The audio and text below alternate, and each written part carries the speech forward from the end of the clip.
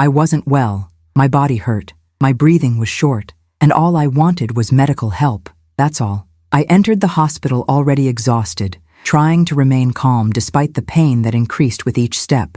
At reception, I handed in my document, like anyone else would. The woman behind the counter was typing quickly, her eyes glued to the screen. The sound of keys filled the uncomfortable silence. It was only when she suddenly stopped typing that I noticed something strange. Her face turned pale, her eyes narrowed, as if she were trying to make sense of what she saw. Then she looked directly at me, not with curiosity, with amazement, afraid, a fear that seemed to say, "You shouldn't be here." She didn't say anything for a few seconds. He just stared at me, as if he were facing an error in reality. I insisted. I asked if there was any problem. She hesitated before answering. Her voice was low, almost a whisper. She said that, according to the system, I had already passed away, deceased. Like this, I was there, standing, breathing, albeit with difficulty. I said it could only be a mistake, but she kept looking at the screen as if she were facing something that couldn't be fixed. He repeated that, according to the hospital,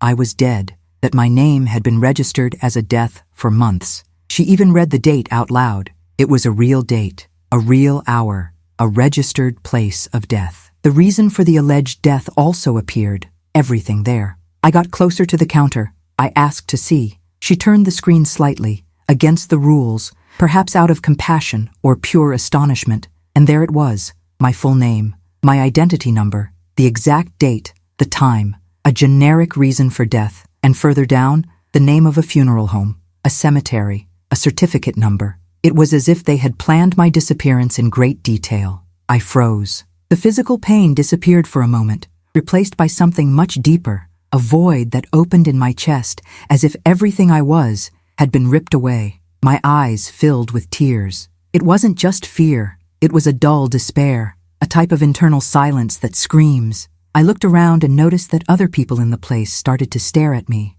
The nurse was whispering something to a colleague, who immediately walked away to make a call. The room seemed to slowly rotate. I no longer knew if I was a patient or an intruder, a fraud, a memory, a ghost. I asked them to review the data. I insisted that I was alive, that something was wrong, but the employee just said that it was out of her control, which was what was in the system. The system, as if it were an absolute truth, a digital judge who decides who lives and who disappears. I tried calling a relative. My voice was shaking. I could barely explain. Meanwhile, security guards began to approach. Not aggressively, but cautiously. One of them was talking on the radio, murmuring my name. Yes, my name. The one who was marked dead. The one that now caused me to be treated as an anomaly. I tried to stay calm, but inside something started to break. I wanted to scream. I wanted to prove that I was there, that my body breathed, that my mind felt, that my soul still existed. But to the hospital, to that cold and impersonal system, I was nothing anymore. That's when a doctor appeared. She tried to be gentle, but her gaze also carried strangeness. She took me to a private room. He said he needed to better understand what was happening. Sitting there, in a silent office, she asked basic questions. Date of birth, mother's name, address. I answered everything, and she was typing, consulting other platforms, but it all led to the same point. My name was listed as deceased. She even whispered, almost to herself, "How is this possible?" The only certainty was that, for all legal purposes, I no longer existed. It was excluded, off, buried, even though alive. There was no protocol for that. There was no form for death error. I was a woman of flesh and blood, sitting in a room, being treated like a memory that returned from beyond. And this feeling of being out of reality slowly destroyed me. Questions began to appear in my mind uncontrollably. If I'm dead, who's living my life? Who registered my death? What happened to my documents, my data, my rights? How am I going to prove who I am if the system itself doesn't recognize me? At that moment, I realized that there was something even scarier than death, being declared dead while alive, be deleted without the right to contest. And maybe you think that would never happen to you. But what if I told you that all it takes is a few clicks, an error, or an incorrect signature, and you too can disappear, so that everything you are, everything you've built, everything you've lived, is summed up in one digital death certificate? If you still think you're safe, pay attention. What happened to me could be the beginning of something much bigger, something that no one is prepared to face. Stay with me until the end, because what I discovered after that was even scarier. And maybe your life is also at risk,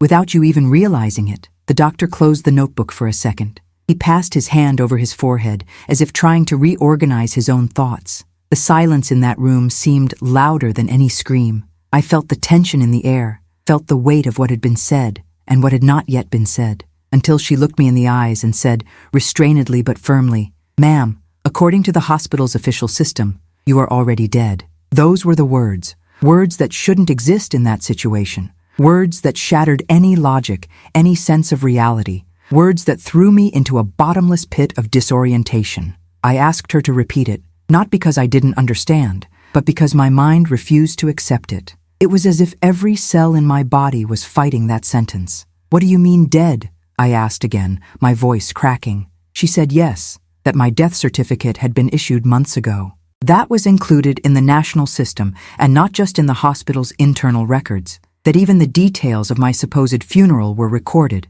Everything as per protocol, less reality, because there I was, alive, breathing, feeling the pain, the cold, the fear. I was alive. But for the documents, for the system, for the digital and bureaucratic world, I no longer existed. What scared me most was the way she said it, as if I had to convince myself of my own non-existence, as if what was on the screen was more true than my physical presence. She tried to maintain professionalism, but her discomfort was visible. With each new consultation she made in the records, the certainty that I was already gone was reinforced. There was a protocol number, there was a signature, there was digitalization, there was everything, except me. The feeling of invisibility began to spread within me. I spoke and it seemed like my voice no longer had any weight, that my name no longer had an owner, that I was just there by accident, a failure, an error that escaped programming. The doctor said that she needed time to check with other sectors,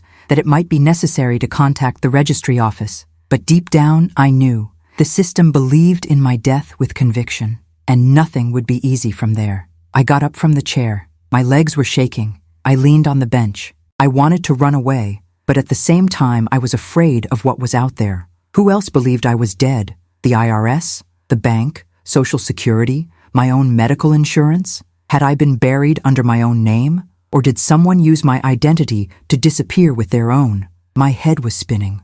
I wondered all the time if I was experiencing some kind of delusion. Had I suffered a mental breakdown?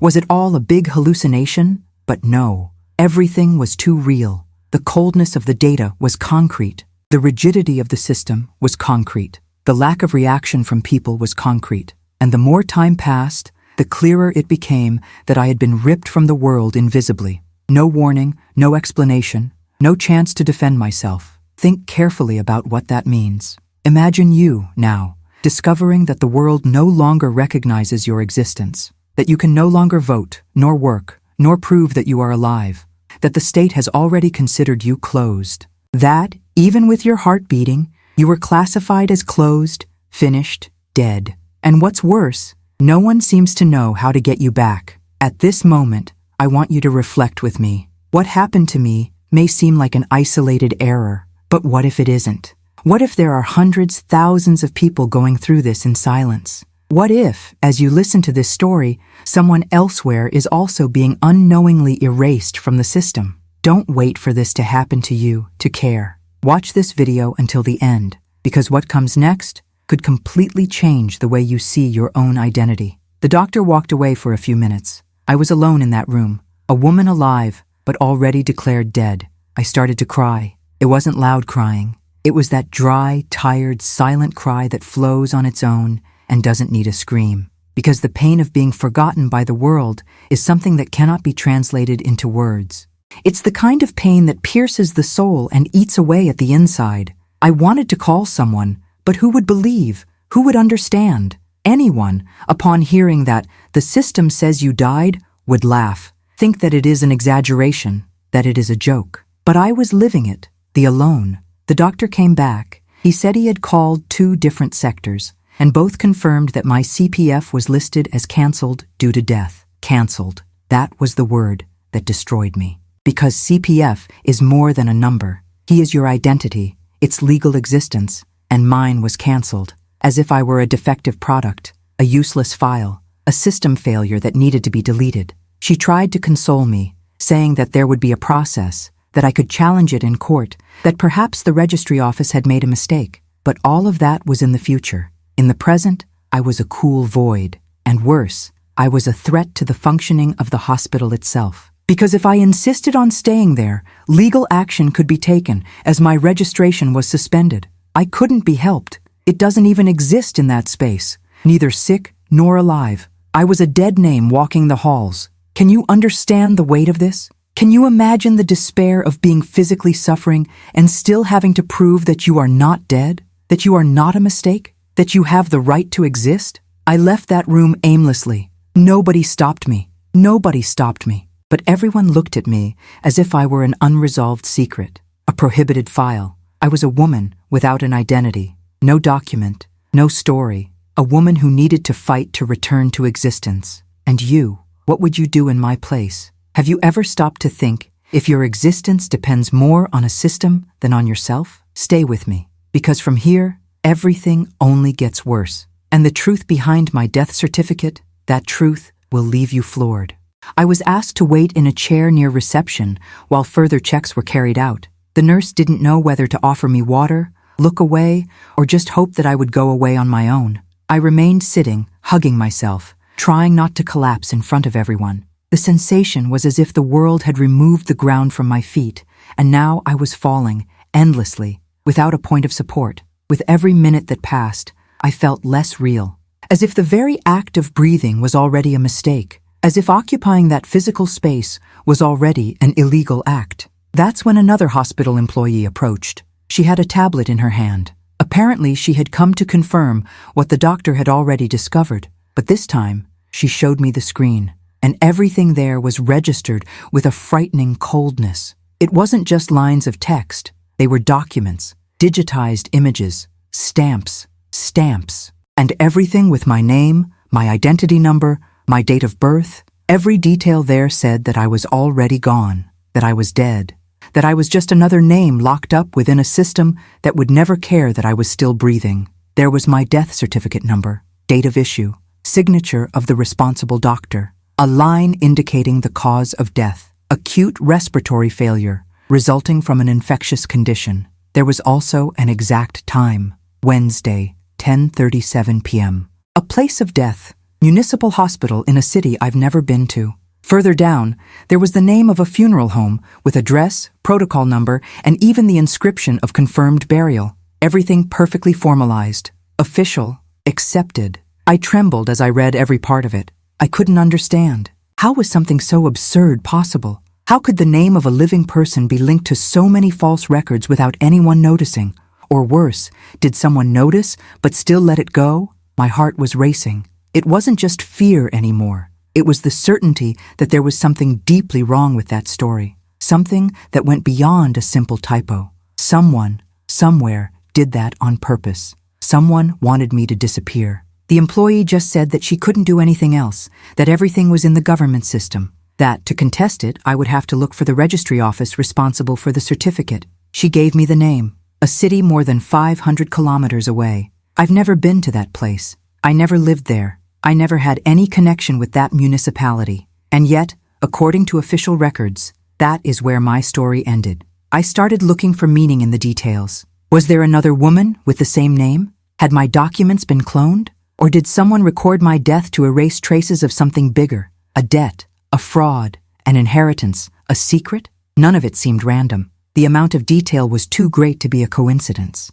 And if you were there, in my place, reading your own death in an official document, you would know too. You would feel, as I did, that it was planned, calculated, coolly executed. Do you know what destroyed me the most? See the field where the burial site was located. There was a coordinate, the name of a cemetery river, the block number, and even the grave number. They knew where I was buried. I, who was there alive, breathing, crying. And there was even a reference to a death certificate signed by a witness, an unknown name, an illegible signature, but valid apparently. It was as if someone else had decided the end of my existence for me. As if, at some point, someone had chosen that I should disappear, and he succeeded. I asked for a copy of that. The answer was that I would only be able to access it through legal means with judicial authorization. In other words, I would first have to prove that I was alive and then get a document that said I was dead. A cruel, meaningless, logicless cycle. And if I gave up there, everything would stay as it was. My name would remain buried in records that do not match the truth. And little by little, my real existence would be swallowed up by this digital lie. Because, in the world we live in, roles speak louder than people. I looked around and realized that no one else saw me the same way. I was an uncomfortable presence, a body with incompatible data, a problem that no one wanted to solve. And then you understand how the system works. If you fit in, it will suit you. If you don't fit in, he excludes you. And when he excludes you, you have no voice. You have no face. You have no story. Now think about how your life is connected to documents. Your name, your fingerprint, your identity card, your CPF, your medical history, your bank records. All of this is tied to systems that don't always communicate with each other. Systems that can fail. And if they fail, who you are may disappear. Your name may disappear. Your history can be erased. And the worst part? No one will take responsibility. Everything will be treated as a technical error. But for you, this will be the end. An end to life, as it was with me. You're still here, listening to me, because something inside you knows this is serious, that this can happen to anyone, that the system that should protect our existence could be the same one that condemns us to oblivion. Stay with me, because in the next step of my story, I'll show you how the people around me started to treat me after that, as if I were a ghost, an intruder in the world of the living. And that's when the real horror begins. After seeing my own death recorded on every cold line in that system, I was no longer the same. And believe me, the world around me didn't see me the same way anymore. When I left the hospital that day, the looks that crossed mine no longer carried empathy or compassion. They were low, uncomfortable looks, like someone seeing something that shouldn't be there. I walked down the halls and felt the footsteps behind me slowing down, the whispers intensifying, people shifting their bodies as if my touch could cause some kind of invisible contamination. And all this was not an exaggeration in my head. It was real, it was visible, it was palpable. The entire hospital had silenced me. At that moment, I was no longer a patient. I was a wrong presence, a walking error. Nobody knew what to do with me, and so it was easier to ignore me, easier to pretend I was never there. And that was what hurt the most, because I was still alive. And yet people started treating me like a ghost, a body present, but without a name, without rights, without existence. I tried talking to other nurses. They listened to me in a hurry, with their eyes always darting from one side to the other, as if they were on alert. One of them even told me that I better not walk around the hospital like that. And when I asked her why, she just responded with a heavy silence, as if her answer was forbidden to be said out loud. There were no written rules to expel me, but the entire room screamed that I should disappear, that I wasn't welcome, that I no longer belonged in that space. It's scary to realize how much our identity defines the way the world treats us. You can have a healthy body, an active mind, a past full of stories and memories, but if someone says you no longer exist, all of that will be erased. And if that someone is a system, a database, a certificate stamped with the government coat of arms, then there is no argument, no tears, no despair that makes a difference. For all intents and purposes, you are no longer people. And people around us realize this almost instinctively. They move away. They silence you. They reduce you to the shadow. I returned home that day and felt, for the first time in my life, what it was like to live on the edge of reality. My neighbor saw me coming and waved strangely, as if she had doubts about greeting me. She knew about my health status. He knew I had left in a hurry to seek care, and yet he seemed to look at me with a mixture of pity and fear, as if something in I had been corrupted, as if my return represented something dark. And the worst thing is that this happened again. A close relative called me, wanting to know how I was doing. I told him what had happened. I expected a cry of indignation, immediate support. But the answer was just a long silence, followed by a hesitant voice that asked, "But are you sure everything is okay? Aren't you, confused?" It cut me like a knife. How can anyone suggest that you are confused about being alive? That perhaps the error is not the system's, but yours? Little by little, what surrounded me began to collapse. My friends disappeared. My name no longer appeared on the health app. My bank account was blocked due to registration inconsistency. My cell phone received a notification stating that my CPF had been deactivated due to death. I read that and felt overwhelmed. As if every system was being fed by a lie that grew like a virus, spreading out of control and infecting everything that was mine. And even with all these absurdities, what tore me most was the way people reacted. They did not doubt the system. They doubted me. Have you ever imagined being treated like a ghost in life? Have you ever thought about knocking on the door of a place where you were always welcomed and realizing that now they look at you as if you were a memory, an undue presence? I lived it. I was that woman. And there wasn't a single moment when someone stood up firmly to say, "This is unacceptable. Let's resolve it." Because no one wants to face the system. No one wants to take responsibility for a mistake that isn't theirs. It's easier to go with the flow, accept the absurd, and move away from those who threaten the balance of the gears. But the most painful thing came days later, when I tried to make a new appointment with another doctor. I called the booking center and provided my details. The attendant typed naturally until her voice changed. She asked me to wait a moment. It took more than 5 minutes to wait. When he returned, his voice was cold, bureaucratic. She said that unfortunately my registration was inactive, as it was listed as closed due to death. I tried to argue. He said it was a mistake, that I was alive. I just wanted to schedule an appointment. But she just repeated mechanically that I needed to regularize my situation with the registry office and the national system. In other words, until I was officially resuscitated, there would be no care, there would be no listening, there would be no reception. This experience destroys the soul, because you find yourself facing an invisible wall, an institutional silence that slowly kills you. And I'm not talking about a physical death, I'm talking about a social, emotional, existential death. I cried every night, not only because of fear, but because of loneliness. No one can hug you when they think you're gone. No one listens to you if your name no longer echoes in the records. And if you disappeared now, who would remember? Who would fight to bring you back? So, if you've been listening to this story so far, don't think that this is far from your reality. You are one click, one protocol, one line of code away from being forgotten. An error in the system can rip you out of existence in a way that not even your voice can stop. So stay with me. Because what I discovered next not only confirms that I was intentionally erased, it reveals a truth that could put anyone at risk, including you. As the days went by, something inside me began to change. The initial pain, that dull pain of humiliation, exclusion, and fear, gave way to another type of feeling. It wasn't just sadness anymore. It was anger. It was the unbearable feeling that I was not facing a mistake. I started to see patterns. I started connecting dots. And everything started to make more sense than I would have liked. Because what seemed too absurd to be accidental was probably not accidental. I sat on my bed with the papers in my hands, the ones I managed to print out through informal contacts who still believed in me. I looked at every line, every stamp, every signature. There was too much precision, too specific information.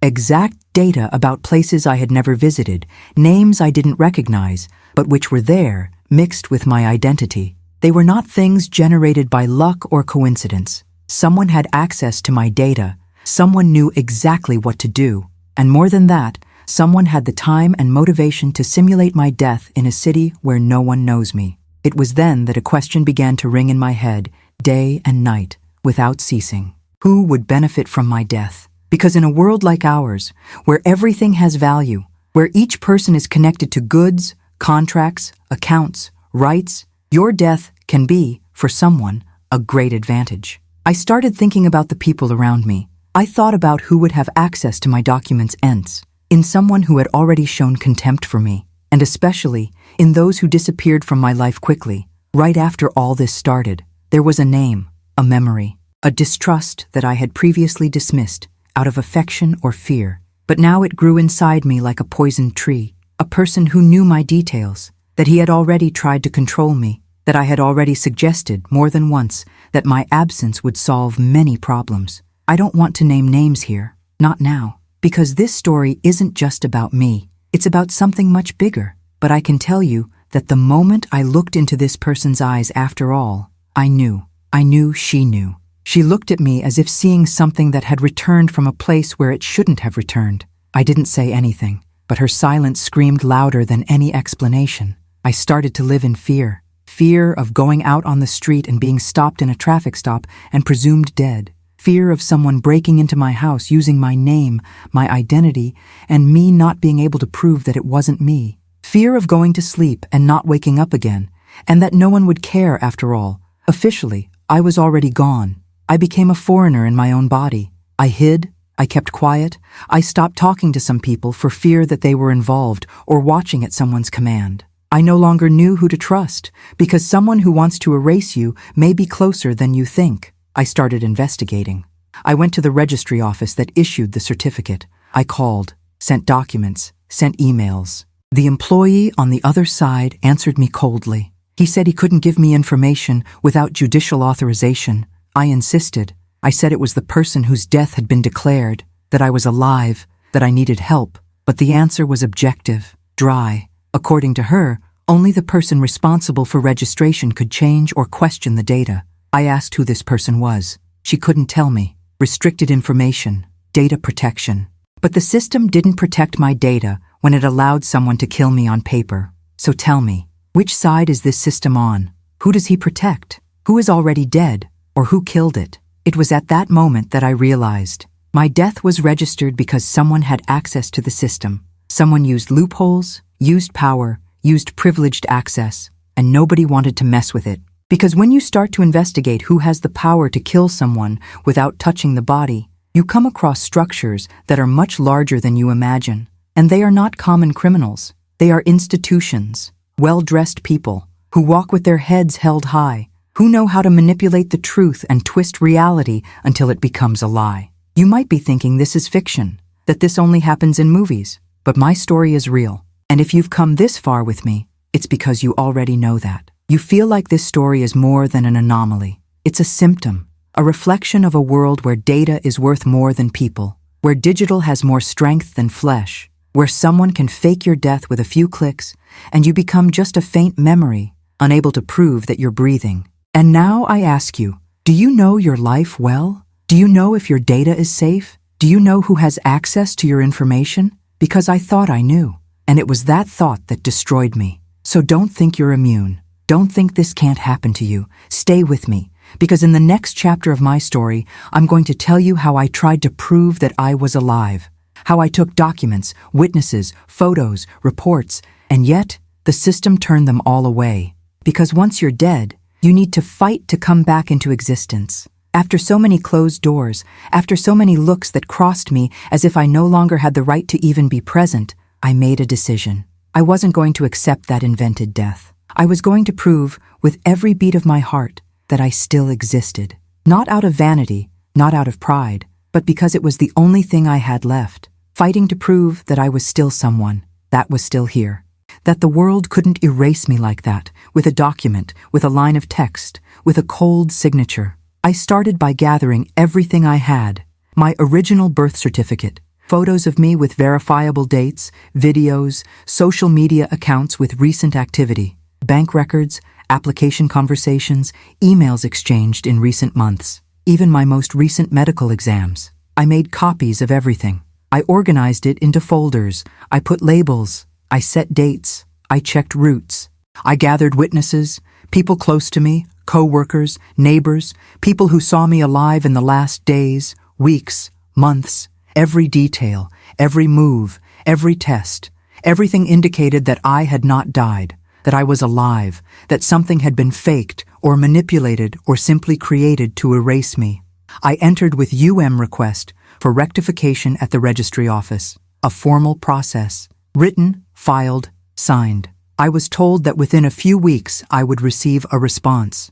And it was in that space of time that I realized the true weight of the absurd. Because the system wasn't just questioning whether I was alive. He had already decided not to. And it was up to me, the victim, to prove otherwise. Prove that I was breathing, that I felt, that I cried, that I thought. Proving that what I was could not be replaced by a stamped certificate. The response came faster than I expected, but not in the way I expected. The registry office responded that the case would be archived due to a lack of sufficient supporting evidence. Even with everything I sent, even with videos, documents, statements, financial transactions, blood tests. The system said that wasn't enough, that my existence needed to be validated by institutions that no longer recognized me. And therein lies the paradox.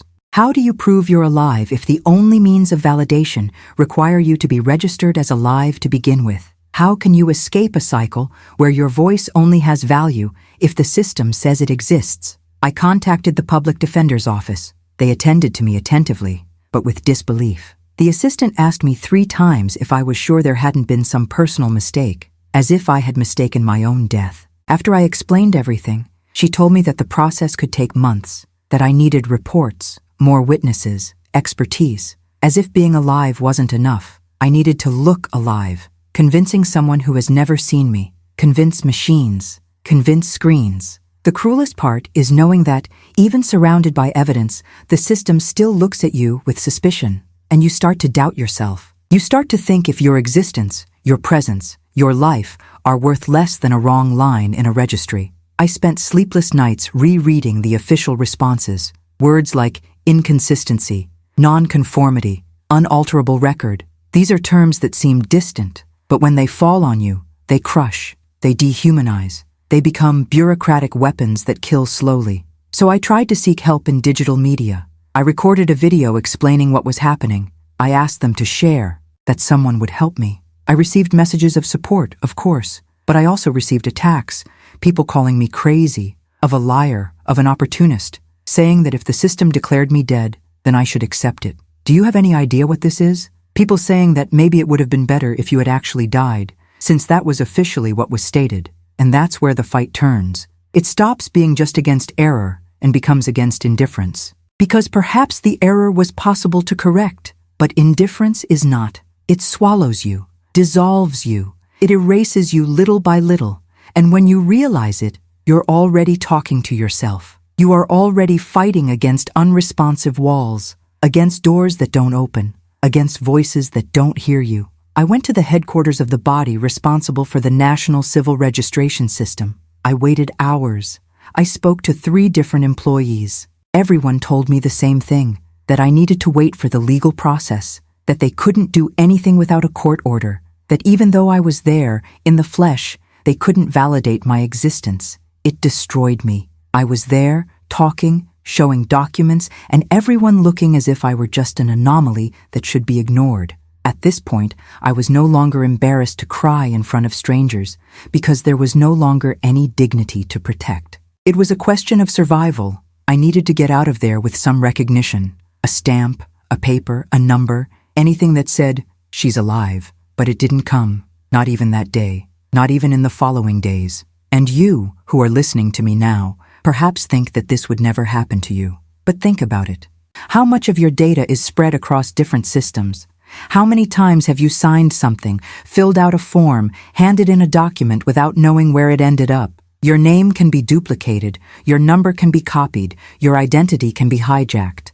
And the day that happens, it will be you against the machine. And believe me, the machine is in no hurry. She doesn't feel it. She doesn't recognize her crying. She doesn't see his anguish. It only responds to what it is programmed to accept. Stay with me, because in the next chapter, you will understand what really happens when a human being is digitally erased. It's not just a mistake, it's an identity assassination, and most people don't even realize it when it starts.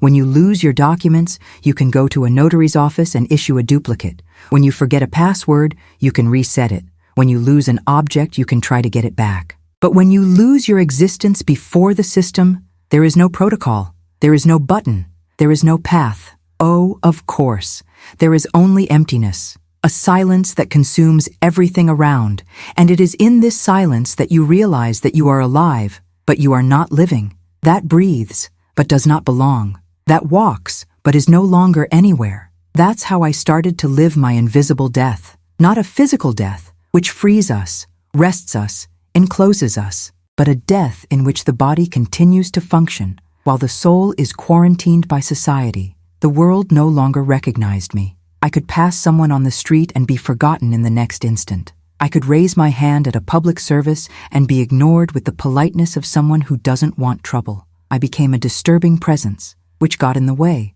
that it didn't make sense to be there. People didn't know how to treat me.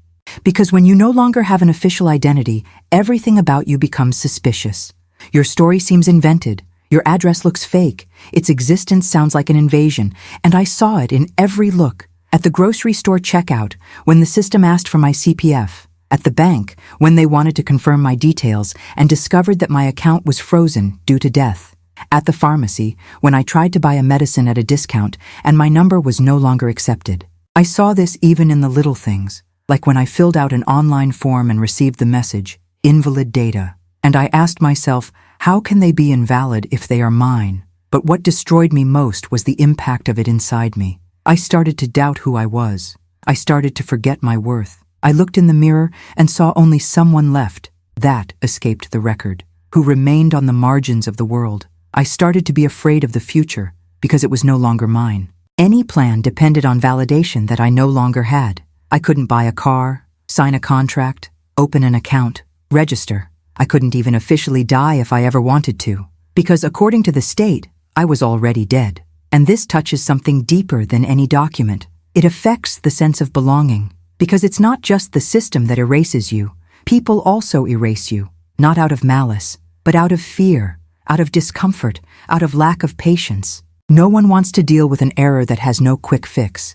No one wants to hear a story that seems too absurd. It is easier to doubt those who suffer than to question the machine that caused the pain. My days became an eternal repeat of failed attempts. I woke up early, organized folders, answered emails, called places, attended public bodies. In each place, a new obstacle, a new requirement, a new form, but no results. Time passed, and I felt less and less real. It was like I was being dissolved, slowly, until there was nothing left. There was one night when I sat on the bathroom floor and cried in silence for almost an hour. It wasn't a desperate cry. It was a cry of someone who accepts that they lost. From those who understand that no one will come to rescue you. Because that's the cruelest part of invisible death. You continue to exist, but no one fights for you anymore. People move on. The system closes. The world adapts to your absence. And you learn to live with it, or at least try. And then a question came to me that echoes within me to this day. What is necessary for a person to be considered alive? Could it be the pulse, breathing, conscience? Or will it be external validation, social confirmation, the stamp, the number that appears on the screen? Because if that's the case, then I wasn't alive anymore. I was a walking memory, an echo of what was once recognized, a woman who existed only for herself. If you've made it this far, you may be feeling tightness in your chest, and you better feel it. Because this grip is a sign of humanity. It's a reminder that all of us, no matter how strong we seem, are at the mercy of something we have no control over. And if today it's my story that shocks you, tomorrow it could be yours. A typing error, an exchanged certificate, a poorly updated system. And suddenly, you cease to exist, and he begins like me, to die, little by little. That's why I ask you, don't ignore this report. Share, talk about it, ask about your own records, question, protect your identity. Because once erased, the way back is dark, lonely, and cruel. And the worst of all is that no one will miss you. Not because you are not important, but because, on paper, you're already gone. Stay with me. There is still a lot to be told. In the next chapter, I'll show you how I tried to scream to the world, even without a voice, even without a name. How I tried to make myself heard, even when everyone seemed to cover their ears. Because as long as I breathed, I wouldn't let them bury me in silence. The silence. That was what hurt the most. More than exclusion. More than the error. More than the pain of being erased. What tore me apart was the silence. A silence thick, extending in all directions. A silence that was not just the absence of sound, but an active barrier. A wall that muffled any attempt by me to scream. I tried to be heard, and no one responded. I tried to explain myself, and no one listened. I tried to exist, and the world refused to recognize me. I started looking for the press. Achei que se uma história como a minha ganhasse repercussão, algo mudaria. That maybe someone would stand up and say, this is absurd, we need to resolve it. I sent messages to journalists, recorded short videos explaining my situation, wrote long emotional emails with attachments, with evidence, with documents. And what did I get in return? Nothing.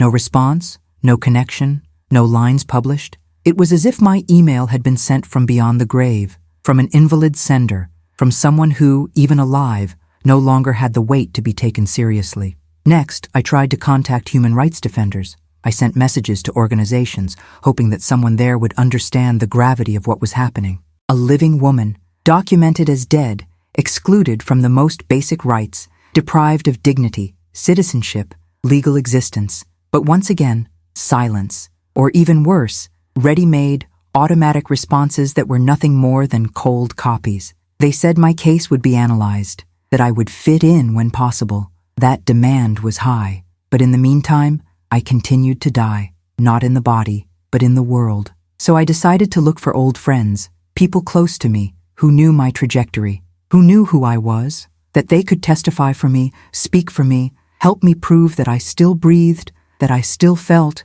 that I still deserved to be considered a person. But almost all of them were already gone. The majority preferred to stay away, maybe out of fear, maybe out of discomfort, maybe because I don't know how to deal with a situation that doesn't fit into any logic. It is easier to turn away from the inexplicable than to face it. There was a friend who listened to me until the end. She was shocked, visibly shaken by everything I said. He promised that he would help me, that he would accompany me to one of the appointments. But after that conversation, he never answered my calls again. He never responded to my messages again. He never looked for me again. I became a burden to everyone. And with each failed attempt at connection, I felt like my voice was disappearing, that my words were being swallowed by an endless hole where nothing echoes, where nothing returns, where everything is swallowed by this thing I call death without burial. You might think it's far from that you will never experience something like this. But you can't imagine how much we depend on others to exist.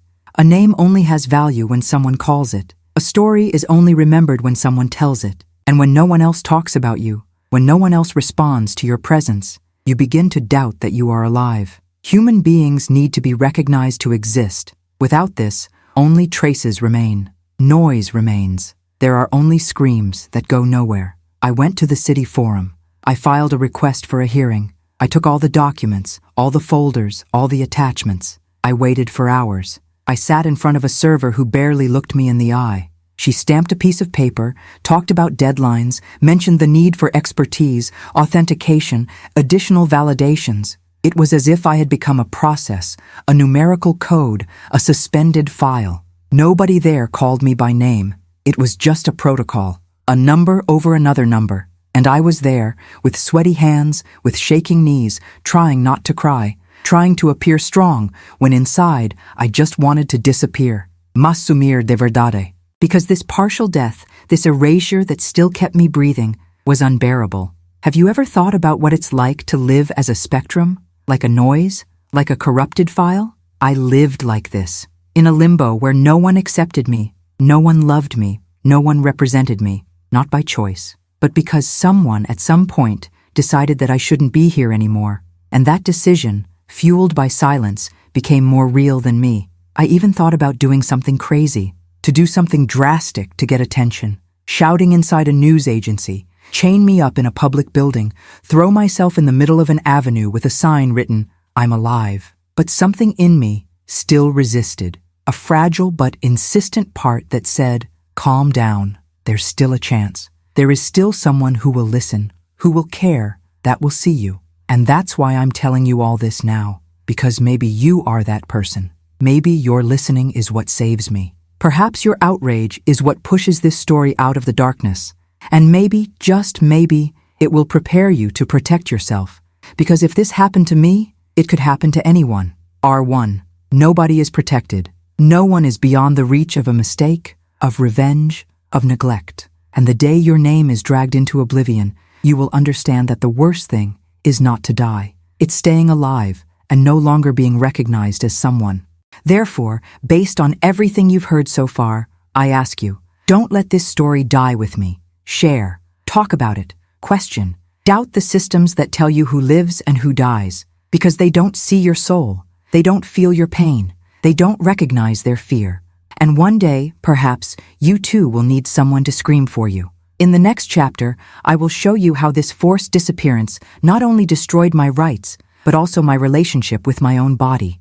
How being considered dead made me question whether I really deserved to be alive, because when the whole world denies your existence, even your flesh starts to fade away. There came a time when not even the mirror could recognize me. I looked at myself and saw nothing. The face that appeared there was familiar, but distant. The lines were all in place, the skin, the eyes, the mouth, the hair, but there was no one behind the image. It was as if that reflected woman was just a shell, an empty frame. And it wasn't immediate. This happened little by little, like a fading, like paint that fades over time, until all that remains is the outline of something that is no longer there. I felt uninhabited, as if my soul had left me the moment the system declared me dead.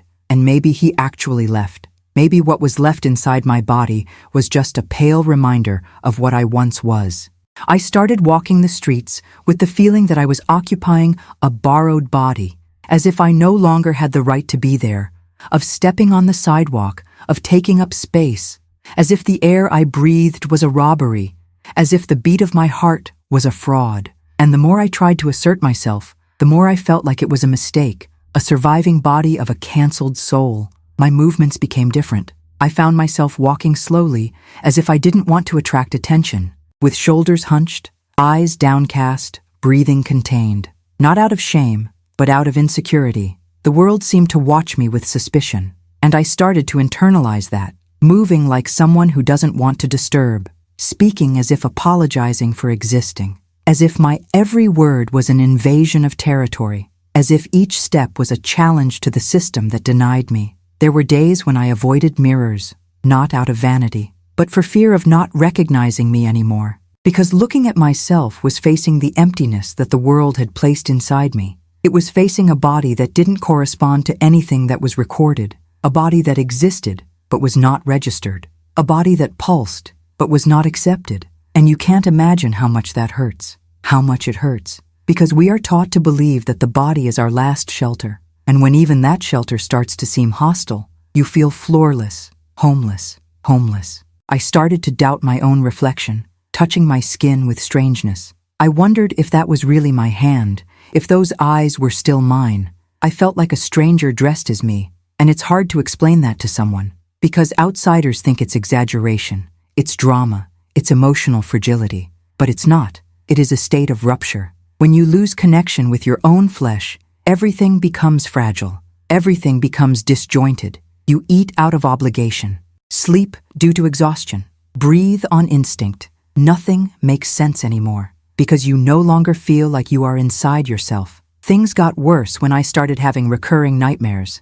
dreams in which I walked into a room full of mirrors and none of them reflected my image. I screamed, banged on the walls, begged for recognition, but there was no sound, there was no return. And the scariest thing is that I would wake up and carry that feeling for hours, of not existing, of being invisible, of being, perhaps, something that never was. I started writing notes to myself, little reminders scattered around the house, one in the bathroom mirror, "You're still here," another one in the fridge, "You are hungry, you are real," another at the front door, "The world has denied you, but you still feel it."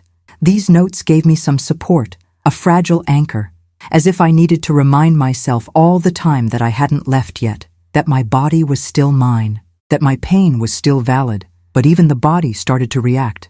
I had severe anxiety attacks. My hands were shaking, my heart was racing for no apparent reason. I lacked air. Sometimes I felt like my skin was too tight, like something inside me was trying to get out. It was despair. It was the trapped scream. It was the soul trying to occupy a space that was stolen from it. I went to a psychologist, a wonderful professional who listened without haste. I told everything.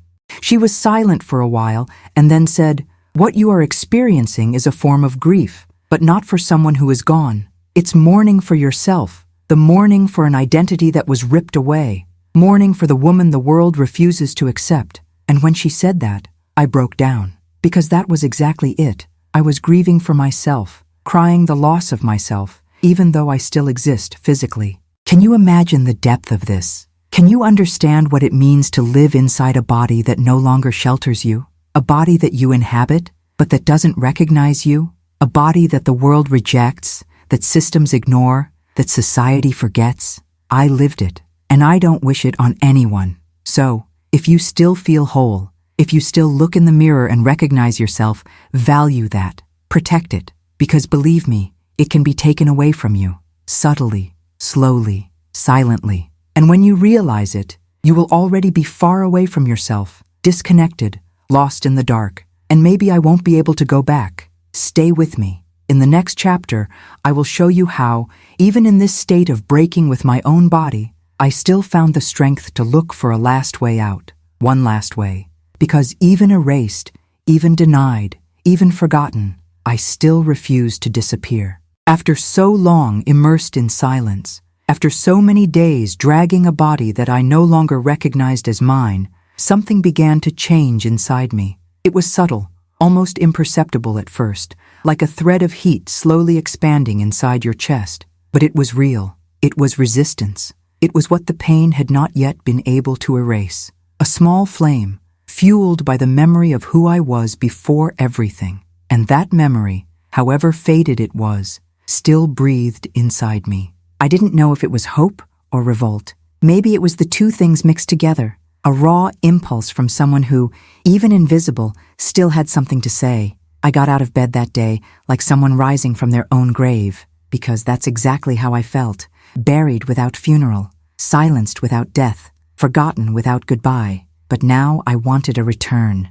I wanted impact. I wanted to be heard, even if to do so, I had to scream harder than I had ever screamed in my life. I got all my documents again. I gathered everything together, as I had done before, but this time without bending over.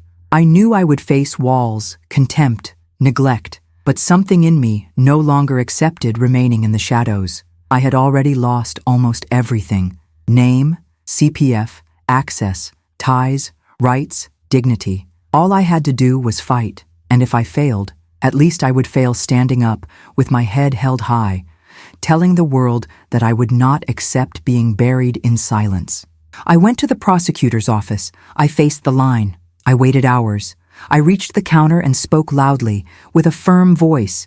He said he was there to file a formal complaint, that someone had faked my death, that the system was killing me for the second time, that if there was no crime in this, then a name should be created for it, because I refused to accept that living without an identity was not violence. They heard me. For the first time, they listened to me. Maybe it was the tone of my voice. Maybe it was my look, exhausted and furious. Perhaps it was the presence of another server who, coincidentally, knew of a similar case. It doesn't matter. I was taken to a room. I spoke to a prosecutor who looked me in the eye. She read my papers. He asked questions. Took note. He asked for copies. And in the end, he said, "I can't promise a quick solution, but I can guarantee that this will be investigated." I left there shaking, not out of fear, but for feeling, for the first time in months, that something moved, that a door has opened. It was small, it was slow, but it was there. And that was enough, because you don't need a miracle to spark hope.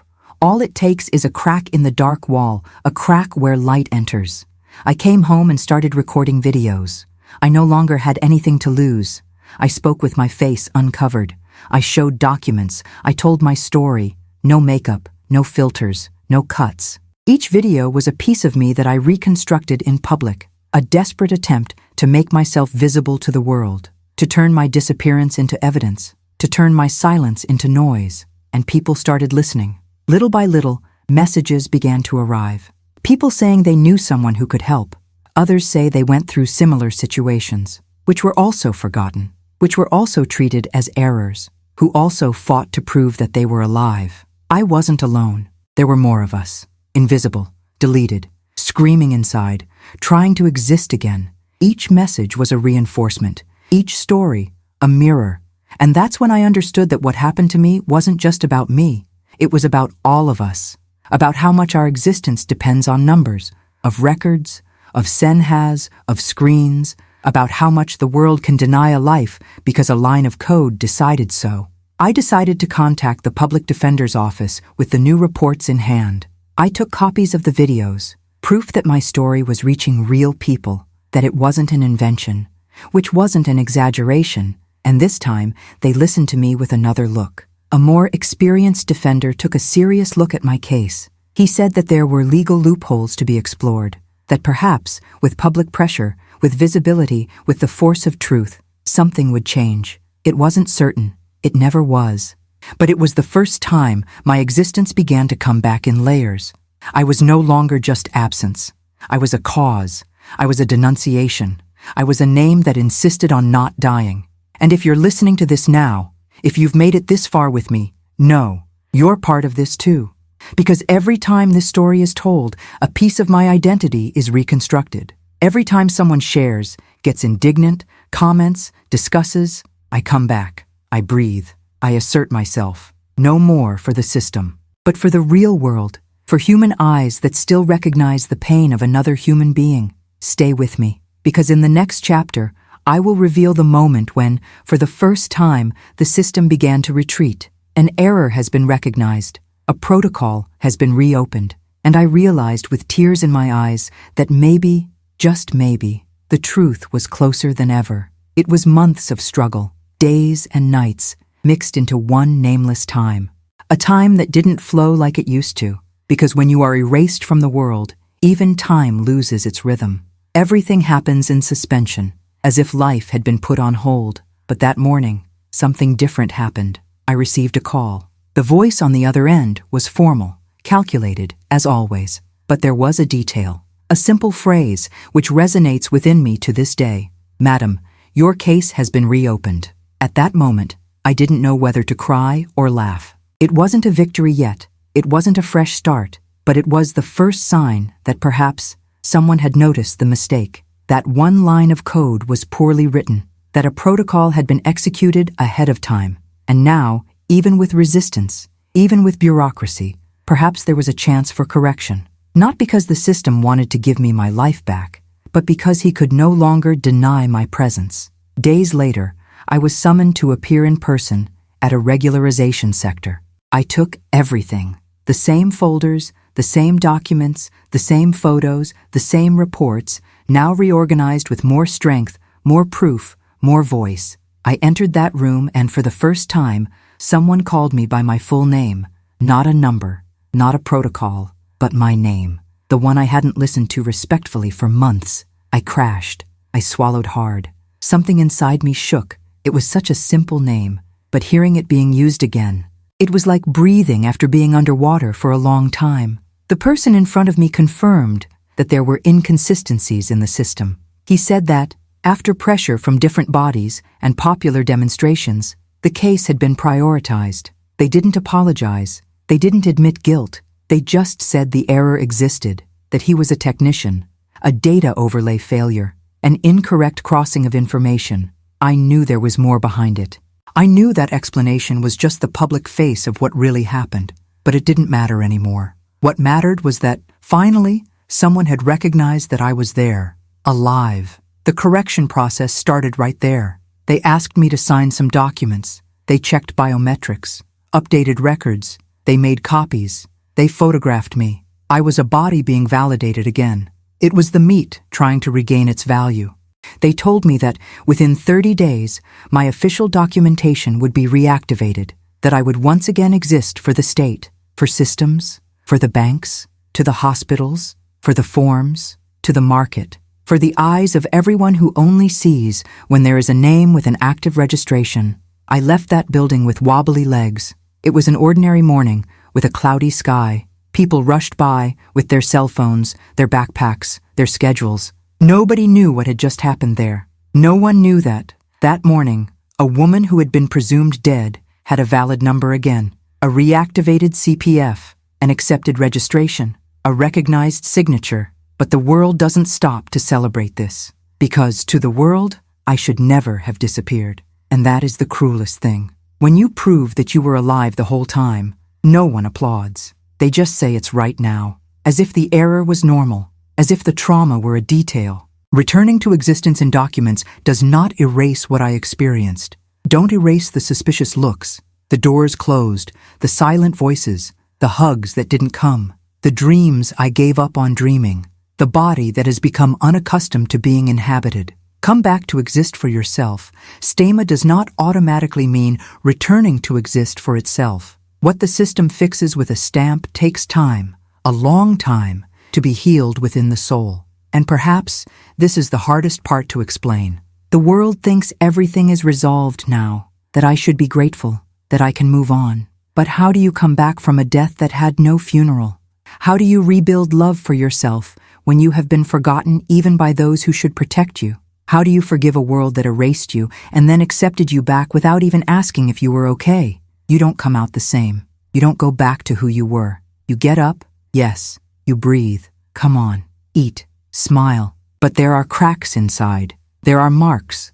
There are holes of silence that still echo. Because the death I experienced was not symbolic. It was real. It was felt in the body, on the skin, in the eyes. And no one gives back the time that was taken away. No one reconstructs memories that no longer exist because there was no longer a name to support them. And that's why, even though I've won part of the battle, I continue to tell this story because it's not just about me. It's about all the people who can be erased, which have already been deleted, which are being deleted now, and nobody knows because the system doesn't make mistakes with noise. He makes mistakes in silence. It turns off slowly, with paper, with number, with absence. If you've made it this far with me, please don't let this get lost. Share this story, question, investigate, look at your documents, track your data, protect your identity, because one day it could be you. And I guarantee you, no one is prepared to die while alive. Stay with me.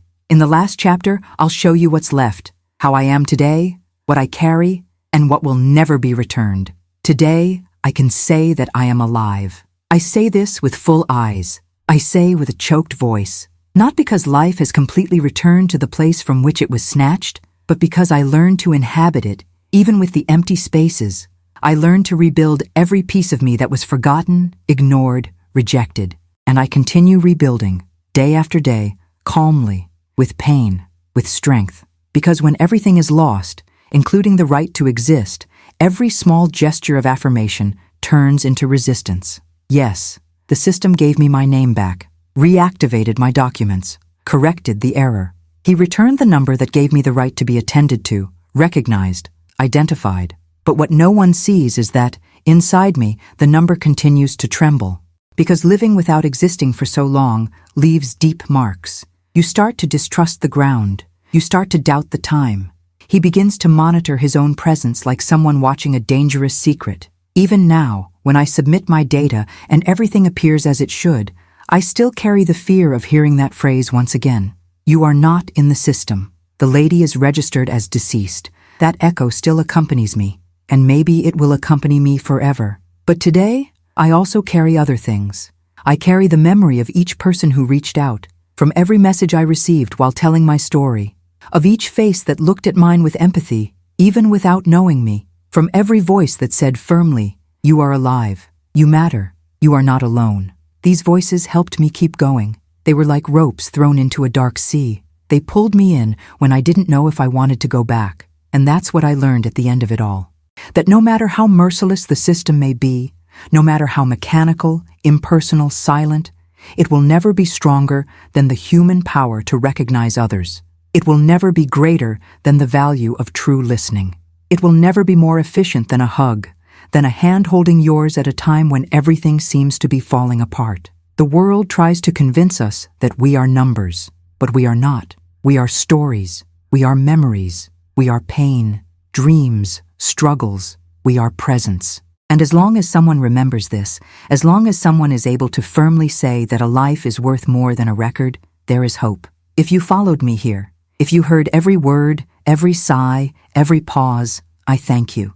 I thank you for giving me the chance to exist again. Because telling this story was, for me, a form of rebirth, a new breath, a way to sew together the parts that the system tried to tear. I reconnect with myself when someone on the other side listens without judging. And that's what you did. You heard. You felt it. You stayed. I want you to take with you something that I learned with pain, but that I now carry as wisdom. Our existence cannot depend on a registry.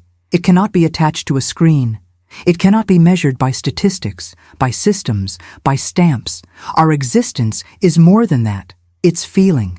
It's about being remembered. It's being loved. It means being recognized as human with all that that implies. Even in our mistakes, even in our silent moments, even when the world tries erase us. Therefore, never let anyone convince you that you are only worth what is written about you. Don't accept that the absence of recognition turns you into an absence of value. You are here, and that alone is enough to deserve respect, protection, and dignity. If one day you feel like you are disappearing, that no one sees you, that your presence no longer has any weight, remember what I told you. Remember that it is possible to return, that it is possible to rebuild, that it is possible to be reborn even after being buried alive. And more than that, remember that you can also be the person who stops someone else from disappearing. One word from you, one gesture from you, one listen from you can save someone. Don't ignore the signs. Don't minimize the pain. Don't look away. I finish this story with a full heart, still hurt, but full. Because today, even with all the scars, I feel whole. Not because they gave me everything back, but because I learned to honor what I had left. And that, no one will take away from me. Thank you very much. Thank you for staying, for listening to me until the end, for holding my story with the care it deserves. I hope, from the bottom of my heart, that something inside touched you. And if it did, please don't keep it to yourself. Take this story out, for someone who needs to hear it, for someone who is feeling forgotten, off, silenced. Life is fragile, and her recognition is even more fragile. Take care of the ones you love. Validate who is close, honor the names, celebrate attendance. Because as long as we are able to see each other as someone unique and irreplaceable, the world still has salvation. You are important, you matter, and never, ever forget that.